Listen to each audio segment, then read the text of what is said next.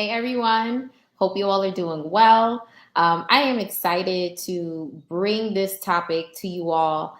And one thing I wanted to say is that I necessarily wasn't going to talk about layoffs, but if you look at my post from yesterday, I actually talked about my transition point from when I thought what I thought I needed to do in order to be successful to where I am now and where I'm going. And so, first, let me start by saying that for those of you that don't know me, my name is Melissa Fleury, and I'm an executive career coach and founder of The Branded Career.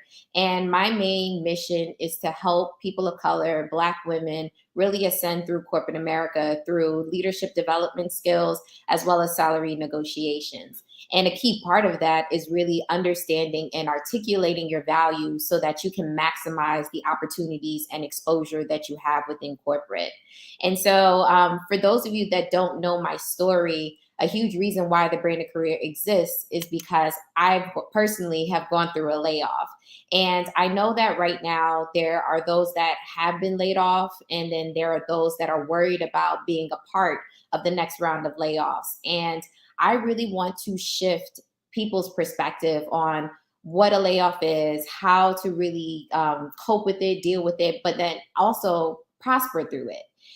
So I wanted to first say that I remember I was laid off 2016, 17, somewhere around that time.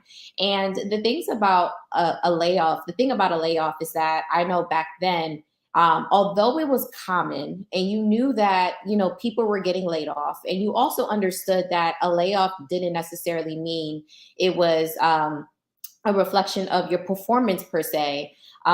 It was still very hush hush. And a lot of people viewed a layoff as for those that didn't work hard enough, or maybe for employees that were lazy, or those that maybe couldn't keep up with the pace and just didn't have the intellectual aptitude. And so I found that with a layoff, a lot of times there was a bit of shame associated with it. And I know for me personally, I felt that shame because I felt like I thought I was smart enough. I thought I did all of the things, but for whatever reason, I still was, at the bottom. And I thought that was really a reflection of not only my performance, but who I was as a person. Like it was like the scarlet letter. And the thing about it is when I started to share my layoff story, and then also when I spoke with other people, you realize how many people have actually gone through a layoff in their career. And I really would want to actually do the research to see how many people have actually gone through a layoff, like statistically. Because at this point, when I think about, oh, hey, Joe, when I think about like my core group of friends, and specifically those that I started my corporate career with, when I think about the four of us, three out the four of us have gone through a layoff. Like that's how common it is. And so if you are suffering through a layoff, and if you are thinking you might be laid off, I really want you to understand that unfortunately it's a part of the business, and it's a part of working for someone else, right? So when we talk about pros and cons of entrepreneurship versus a corporate career, like being laid off and being cut because of business decision just happens, right? Doesn't necessarily devalues you or decreases your worth.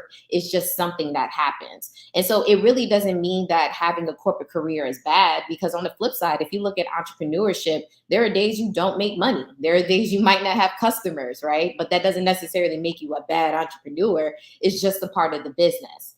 And so I wanted to really help people shift their perspective on a layoff as not something that happened to you, but something that happens for you. And specifically looking at a layoff as being really a career reset for you. And if you read through my post yesterday, I talked about how I thought the only way that I could progress in my career, the only way that I could make a lot of money was through getting a graduate degree, and specifically an MBA. And during that period of 2 years, I went through multiple GMATs, GREs, applications, money spent, and I didn't get into any of those schools. And I thought that was the only way that I could achieve the goal that I had. And for me at the time was to break into the commercial real estate industry. And so I'm going after this traditional path and what everybody else says is the way to get to success. And in the midst of me following that path, failing horribly at that path, I get laid off, right? And so when I got laid off, I'm like, dang, I can't catch a break. Like I can't get into school and I can't even keep a job. Okay. And for me, I also knew that if I did not mentally really take control of how I felt, take control of my perception of myself and my confidence, that having being laid off would really just put me in a rut. And for a lot of people, being unemployed, and I will say rightfully so, like you want to be able to provide for yourself and your family and everything. And for I think just human beings in general, like we were made to work, and when you're not able to work and fulfill your purpose, or really utilize your skills, you kind of feel like, dang, what am I doing? Right. But I wanted to view this time of a layoff as really as something for me that I could reset my career. I could finally have the space to do the things that I wanted to do, and honestly, just really dream again. And so, one of the first points that I want to bring to you is that when you're laid off, allow yourself and provide yourself with the space and time to actually think. And it might sound simple, but I realize that a lot of us have been running at 100% pace since we graduated college, right? And I think college is probably the last time that you intentionally sat down and thought about, what do I actually want to do with my life? And for us that have been working a corporate job for 10, 15, 20 years, and honestly, even if you get into like the 3 to 5 year mark, right? Like you're constantly running. And for some of us, we might be just working so that we can take our mind off of the things that are happening at home, in our personal lives, or in the world in general, right? I see that a lot of people use work as a coping mechanism. And so you end up building this passive life in your career, not realizing that you're not even doing the things that you wanted to actually do. And something else that I found, especially with my clients that are coming that are overworked and burnt out, that many people have been using work to validate themselves. And so they've been striving after achieving the next thing. And achieving the next thing could be that 6 figure salary, or maybe that promotion, or landing that client, and all of those things. And granted, those are great, aspirations. However, when you put your value and everything in what you do, and using that to say, okay, this is who I am, when you're laid off and all of those things are stripped from you, now you're asking yourself, like, who am I? Like, what value do I have? And so I really worked hard to really disassociate myself from the things that I did from the person that I was created and who I am. Because when you mix those two together and one gets taken away, now you're left saying to yourself, okay, there's this question mark, like, am I still valuable? Do I still have worth? And if you're questioning yourself right now, I want you to know the answers to those questions is yes. Okay. And so I talk really hard, and I really preach to my clients about this, is that when you have your skills and you're working on like getting really valuable experiences and all of those things, look at that to be a commodity, right? A commodity are assets that can be sold and bought on the market, right? And so when you look at the skills, the things that you bring to the table as what it is that you're negotiating for your salary, it's easier for you to make really factual decisions, right? It's no longer based on, oh, I hope they like me and therefore can give me what it is that I want. It's there, then you're not basing it off of, this is the skills that you said that you needed. This is the output that you said that you needed. I'm able to do that for you through my degrees, my experiences, the way that I'm able to handle clients or excel. And so if you don't want to pay for it, that's not a me problem. Like, that's a you problem. And I'm going to bring it to another organization that's able to that's able to capitalize on that and provide me with the salary that I wanted. And so another thing that I want to say to this point of, if you're laid off and you're using this as your reset point, like, you want to look at it as a way to really, let me read what I wrote down, right? Many of us have been trying to maintain an image that we probably outgrown. And I knew for me, that was a big thing, because I thought that you had to have it all together. Like, and I don't know where this immense stress and pressure comes from, that when you graduate from college, all of a sudden you are this esteemed adult that has all the knowledge and experiences, and you make the right choices every single time. Right. And it could be a matter of just having a personality of perfectionism. But I just felt like I had to have a good job. I had to have a consistent paycheck. I had to be able to have these experiences, this amount of money, and all of the things in between. So I was creating an image, And to be honest, that image I no longer wanted to uphold. But I felt like I had to keep up with the pace and, or as you would say, keep up with the Joneses. And so when you're laid off, now you realize this image that you worked so hard to maintain is not even an image that you want anymore. And so when you're looking at this reset point, I want you to think about, okay, who do I want to be in this next season of my life? And really look at it as the time for you to actually work towards that image. And then the second thing about viewing your layoff as a career reset is that I want you to now revisit your current values and your aspirations.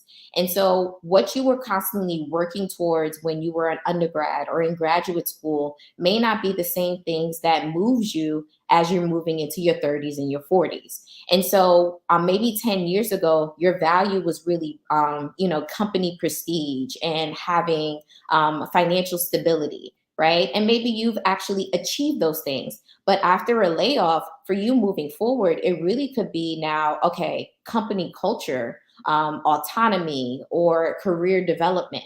And I find that a lot of my clients are coming to me not because they want to make more money or that being the number one thing, but for them, it's like, I want a company that's invested in me, right? I may not be quote unquote part of the family, but you view me as an essential asset. And so you pour into me, you provide me with resources where I'm able to develop, right? So if those are things that are now values for you, you can now take this time to write them down. And then also, as you're creating your job search strategy, you're able to really have like kind of like a scorecard or rubrics that you're able to judge these new opportunities against. Because before you were just trying to get a job, right? And now you're really trying to be intentional about building a career from now until, whenever. The third thing, and this is something that I didn't even realize that I needed, but when you're laid off, right, and you now have time,